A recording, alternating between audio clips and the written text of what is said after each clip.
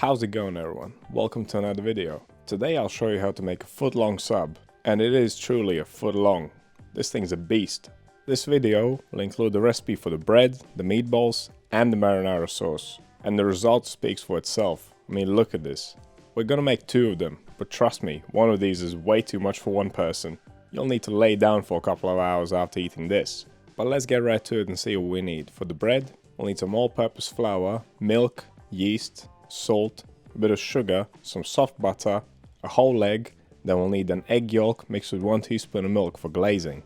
Now onto the meatballs. I'm using a mix of pork mince and beef mince. I'm gonna add in the egg white that was left over from the glaze. And then we'll need some salt and pepper, some dried oregano, paprika, that's optional, a bit of chopped parsley, and some onion and garlic that's been cooked in a little bit of oil until soft.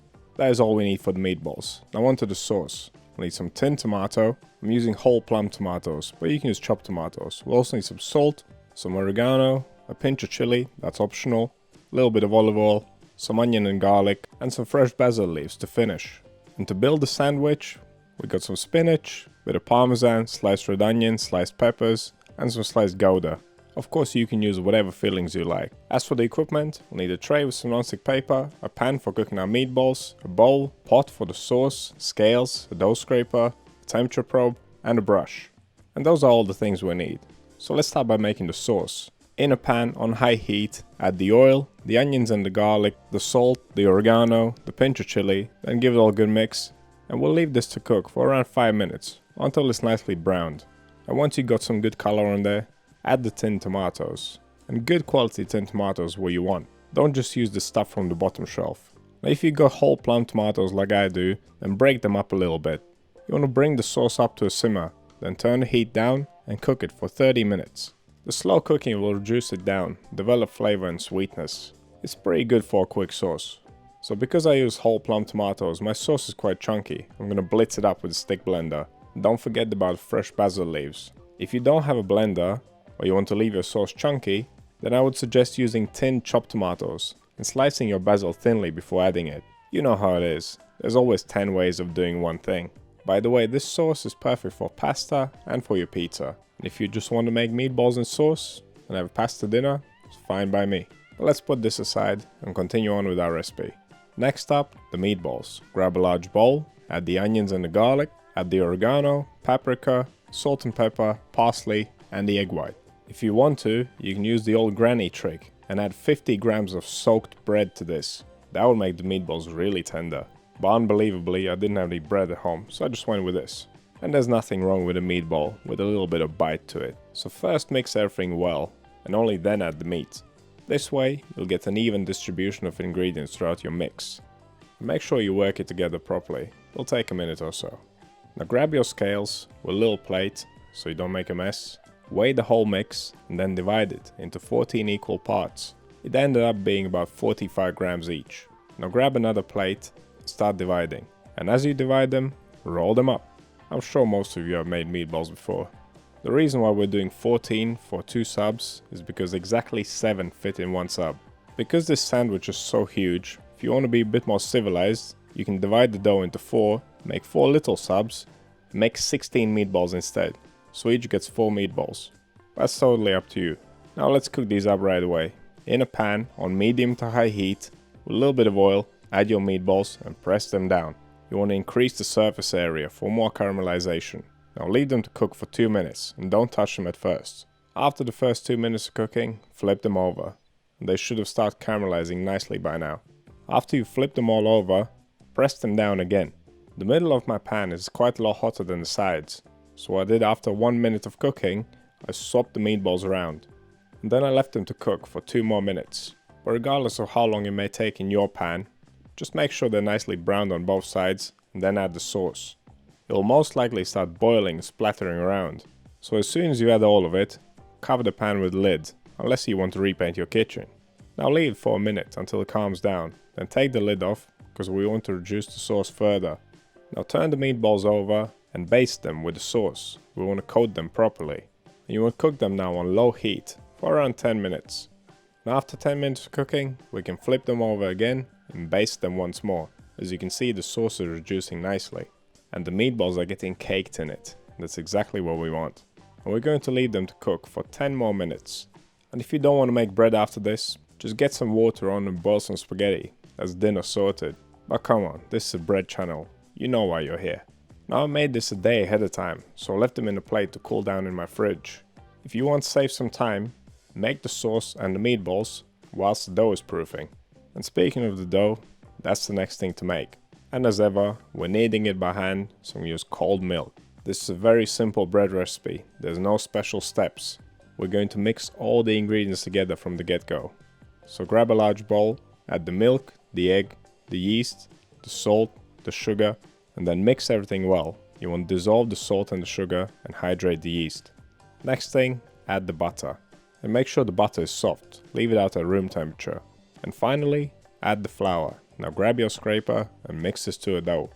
Mix it in a bowl until there's no more dry flour left. And if the scraper's not doing the job, continue on by hand. Now pop the dough out on your table and start kneading. It will be a little bit sticky, but we're still going to use the regular kneading method. What I like to do is press down and forwards with the heel on my right hand, and using the fingers on my left hand, I fold the piece of dough under the heel on my right hand, then turn it and repeat.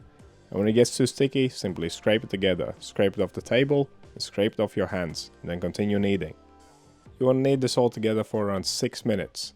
It'll still be a bit sticky once you're finished, but that's totally fine. You can wet your hands with some water to handle it. Now pop the dough into a bowl and take its temperature. 25 to 26 degrees Celsius, just about right for this. Now cover it up and leave it to proof for an hour and a half. It should start puffing up a bit now. And after the first proof, we need to give it a fold. This dough is quite loose and stretchy, so we want to give it some structure. And it's still a little bit sticky, so dust the surface of your dough with some flour, release it from the bowl using your scraper, then pop it out on the table, smooth side pointing down. Now flatten it out, grab one side, stretch it and fold it over. And then keep going around in a circle after every fold. And you want to do this until the dough ball gets nice and tight. Normally I would tell you to go around the circle until you reach the point where you started. But because we're using all-purpose flour, the dough is a bit looser, so just keep going until you feel it become tight. Then flip it smooth side up again and tighten it against the table. And that's the fold done. And the dough has become that much stronger. Now pop it back into the bowl for another hour and a half of fermentation. And now it should start really puffing up. And if your dough is rising too rapidly, cut the fermentation time down. Or if your kitchen is cooler and your dough is cooler, then leave it for longer. But this one is puffed up perfectly, so we can continue on with the next step, which is dividing. Give your dough ball a light dusting of flour so it's easier to handle, weigh it and divide it into 2 equal pieces. But if you want to make 4 smaller subs, then divide your dough into 4. But regardless of how many you make, after dividing, we need to pre-shape. Make sure your dough is facing smooth side down, then flatten it out, then fold the edge over the middle, going around in a circle until you reach the point where you started. And this time, do go till the point where you started. You don't want this to be too tight. And then pick your dough ball up and pinch the seam together at the bottom. Now dust your balls with a little bit of flour, cover them up and leave them to rest for around 20 minutes. The resting stage will give the gluten a chance to relax, making our final shaping easier. And it'll give another chance for the dough balls to ferment. Okay, so let's do the final shaping. Dust your table with flour, just lightly. Pick up a dough ball and place it smooth side down on the table, then flatten it out. If you feel your hands sticking, rub them with some flour. You want to flatten the dough out quite a lot and make it an oval shape. It should be long and narrow. And once you go to this shape, start rolling it up. Use your fingertips, roll the dough back, press it down and push it forward. Try and make it as tight as you can. If the loose end starts to get too narrow, stretch it out sideways. And then just keep rolling and correct the ends if need be. You don't want it overlapping. Once you get to the very end, seal it up and then using the palms of your hands, roll it out gently from the middle to the sides. And make sure it's a foot long, otherwise all your meatballs are not going to fit. If you want, you can taper the ends a little bit. Hold the sides of your hand against the table at around a 30-degree angle towards the dough, and then roll it back and forth to create a tapered end. You can make it really pointy, or you can leave it more round. Lastly, give it a good dusting of flour so it doesn't stick and is easy to handle.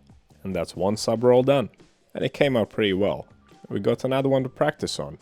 And if you made any mistakes with the first one, now's the time to redeem yourself. Once you finish rolling them both out, again dust them with flour and make sure they are both the same length. Now place them on the tray with some non-stick paper. Be sure to place them with the seam side down and leave some decent space between them.